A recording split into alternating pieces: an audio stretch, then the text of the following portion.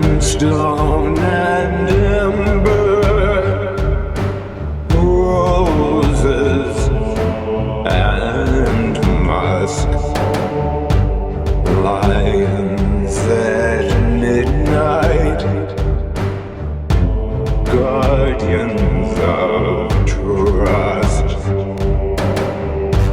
I sleep with the muses, I walk with the king. Farewell days of judgment,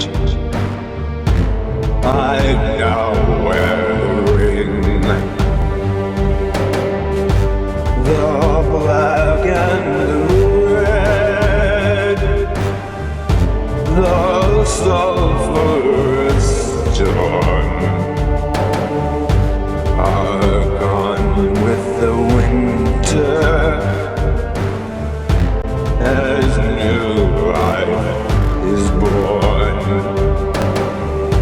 Promise me 9 doors, a chain of 9 keys, moonlight and bright stars, 9 mysteries.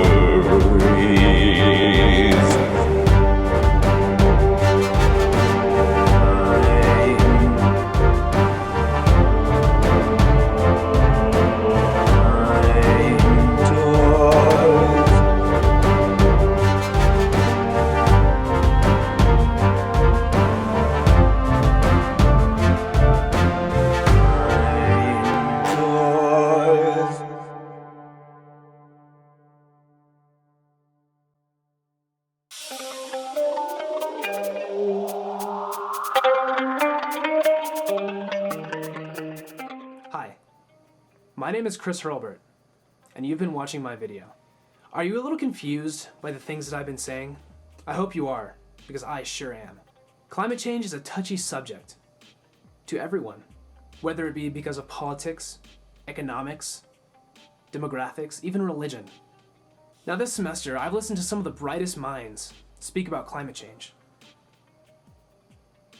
I know the science. I understand the facts. I've seen all the graphs and all the pictures. Climate change is real. Now normally I'm an extremely optimistic person, but as an anthropology major, specializing in the understanding of culture and society and how those two things work as a biological organism together, I'm scared of climate change. We need to do something. Doing the small things like recycling, picking up garbage, getting energy efficient light bulbs, or driving your car less, riding a bike, those things are important. But on the global level, they don't make a difference. What we need are actual policy, laws, regulations, and enforcement of them all across the world. We as a species have invaded this planet, and we've changed the very essence of life. We are now the single most important catalyst of evolution this planet has ever seen. And as a species, we have reached a crossroads.